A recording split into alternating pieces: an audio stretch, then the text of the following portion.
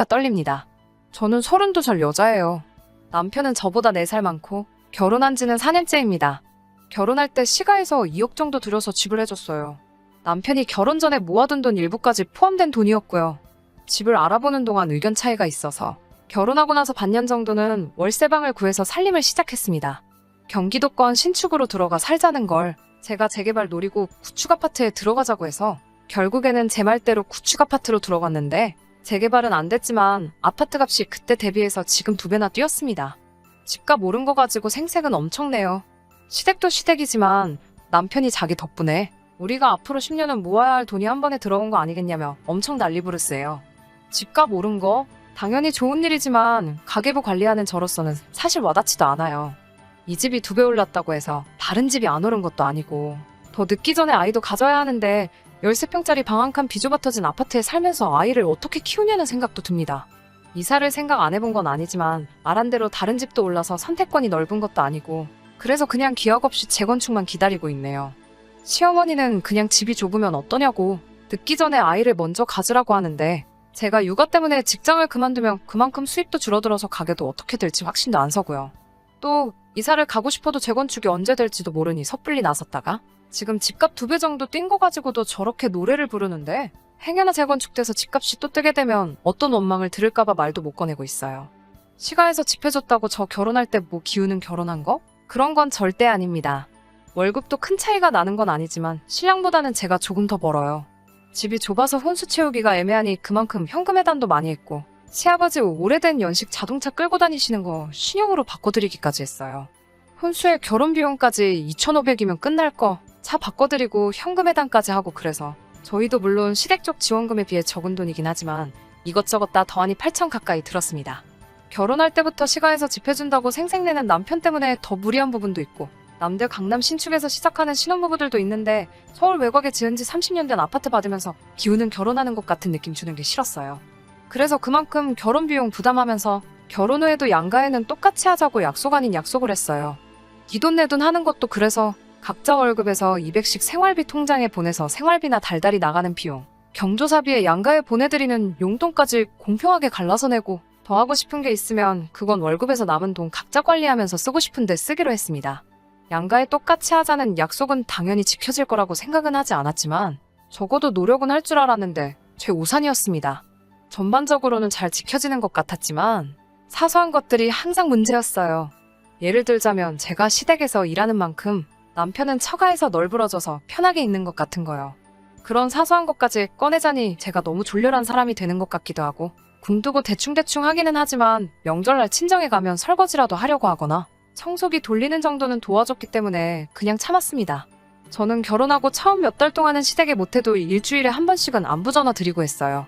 그런데 어느 날 친정아버지랑 통화하고 있는데 우리 사위도 잘 지내지? 하고 물어보시더라고요. 저는 남편이 당연히 알아서 안부 전화 정도는 드리고 있는 줄 알았는데 결혼하고 몇 달이 지난 상황인데도 단 한 번도 먼저 연락한 적이 없다고 하시더라고요. 어이가 없었지만 그것도 그냥 넘어갔습니다. 대신에 저도 그날 이후로 시댁에 안부 전화를 한 통도 하지 않았어요. 어느 날 남편이 시어머니 연락을 받았는지 저한테 와서 묻더라고요. 왜 요즘에 우리 집에 안부 전화 안 드리느냐고요. 당당하게 안 한다고 대답했더니 이유도 묻지 않고 저를 가르치려 들었어요.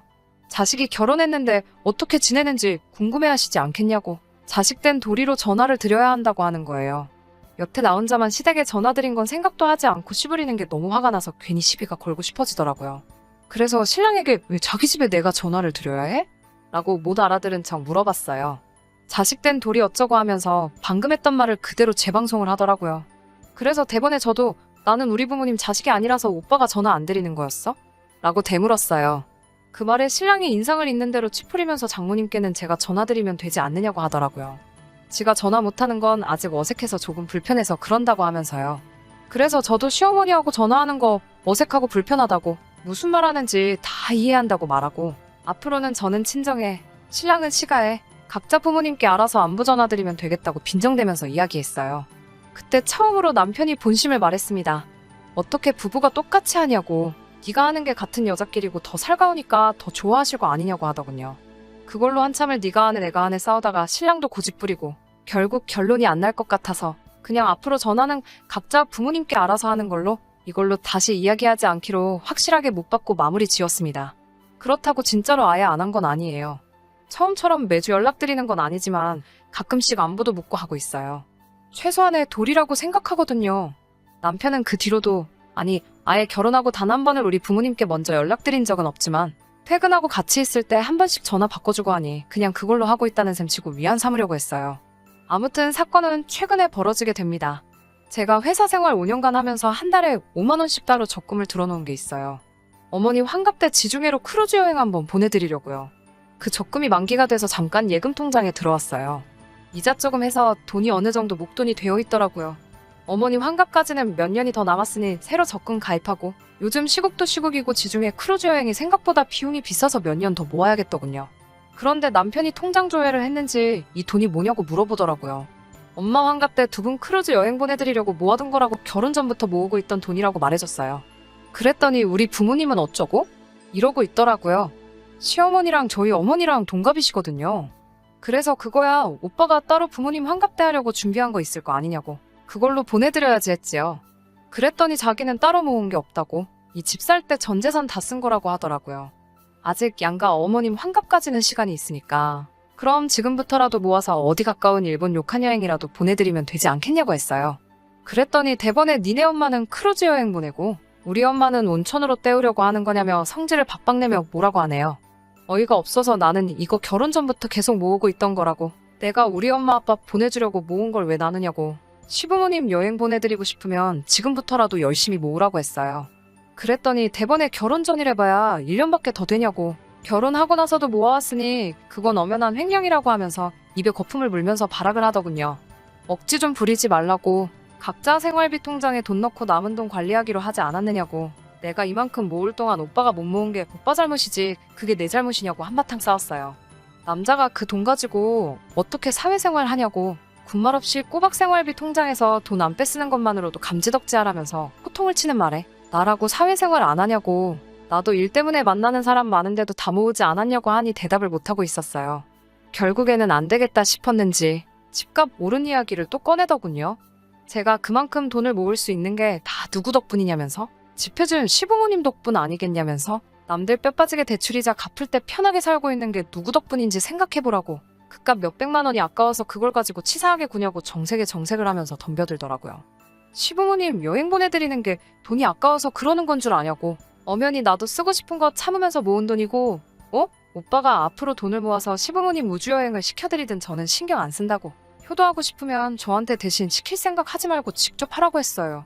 너 잘났다라면서 네 맘대로 하라고 하고는 기어이 그날은 밖으로 뛰쳐나가 외박을 하고 들어오더라고요. 카드 내역 보니 친구들 다 불러서 술까지 쏘고 잠도 숙박업소 가서 자고 온 것 같은데 그렇게 쓸 돈 20번만 모아도 지금 제가 모은 만큼은 우습게 모았을 텐데 하는 생각에 참 한심하더라고요. 진짜 문제는 얼마 지나지 않아서 생겼어요. 명절날 친정에서 저녁 식사하고 나서 텔레비전 채널 이리저리 돌리다가 볼만한 게 없어서 옛날 드라마 재방송 보고 있었어요. 드라마에서 부모가 모아둔 게 없어서 딸한테 신세를 지는 장면이 나왔는데 그것 때문에 딸이 남편에게 눈치를 보고 있는 장면이 나왔어요.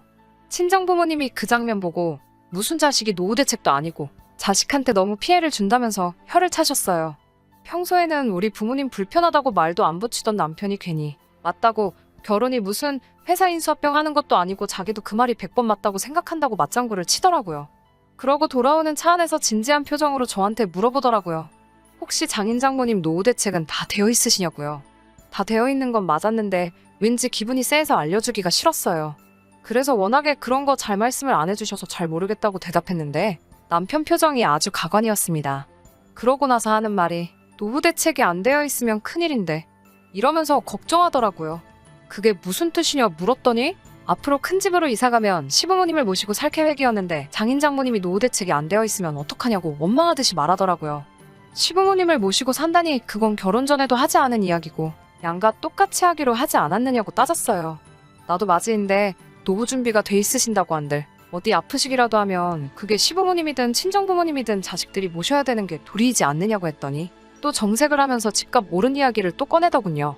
우리 부모님이 집 해주지 않았냐고 친정에서는 해준 게 없지 않냐면서 당연히 집값을 내준 만큼 노후 준비를 못하신 게 맞으니 시부모는 우리가 모시고 사는 게 맞다는 논리를 펼치더라고요. 친정에서 비교적 적게 한 건 맞지만 친정 부모님 노후 준비는 이미 제가 시집 가기 전에 다 끝난 상태였어요.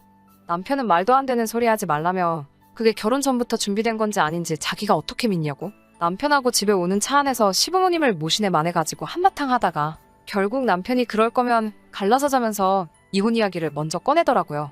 단기간 결혼을 한 경우에 재산 분할이 각자 해온 것을 회수하는 식으로 진행되는 걸 알고나 있냐고. 이혼당하기 싫으면 자기한테 잘하라는 듯이 이야기를 하더군요. 혼수매 시아버지 바꿔드린 차를 가져온다고 해도 감가상각이 적용되기 때문에 제가 손해볼 거라는 걸 알고 이혼하자는 말에 겁먹을까봐 꺼낸 말 같았어요. 그런데 매번 이런 식으로 대화가 오고 갈 때마다 집값 오른 걸 가지고 생색내는 것도 짜증나고 더 이상 견디기 힘들어서 저도 같이 이참에 아예 갈라서자고 했습니다. 나중에 후회하지 말라고 호통을 치는 모습을 보니 아주 역겹더라고요. 얼마 뒤에 이혼 전문 변호사를 찾아갔는데 제 경우에는 남편이 알고 있던 사실하고는 조금 다르더라고요. 제가 핸드폰도 신혼살림 차리기 전부터 쓰던 걸 아직도 사용하고 있던지라 남편과 결혼 준비하면서 주고받던 대화 내용이 그대로 저장되어 있었어요. 그때 경기도권 신축하자고 우기던 남편과 재건축 예정인 구축을 구하자고 저와 의견 다툼을 하던 대화 내용도 그대로 저장되어 있어서 변호사님이 그걸 보더니 혼인 중에 부부가 협력하여 이룩한 재산이 있는 경우에는 재산 분할을 청구할 수 있다는 말을 해주더라고요. 그때부터 남편 얼굴이 사색이 돼가지고 이혼은 그냥 해본 소리라고 자기가 잘못 생각했다며 다시 잘 해보자는데 이미 오만정이 다 떨어져서 남편이 원하는 대로 이혼해주려고요. 그때 그 울상이 된 표정만 생각해도 속이 아주 꼬셔 죽겠어요. 그런데 그걸로는 만족이 안 되네요. 이혼 서류 어디다가 숨겨놨냐고. 도장 여기다가 두고 갈 테니까 나 퇴근하기 전까지 찍어놓으라고 했는데 이젠 제 도장까지 숨겨버렸어요. 하지만 결국 남편과는 이혼할 계획입니다. 그동안 가질 않아서 휴가도 쌓인 게 많으니 친정부모님하고 그 돈으로 세계 일주나 다녀와야겠어요. 제 사연은 여기까지 하고 이만 마치도록 하겠습니다.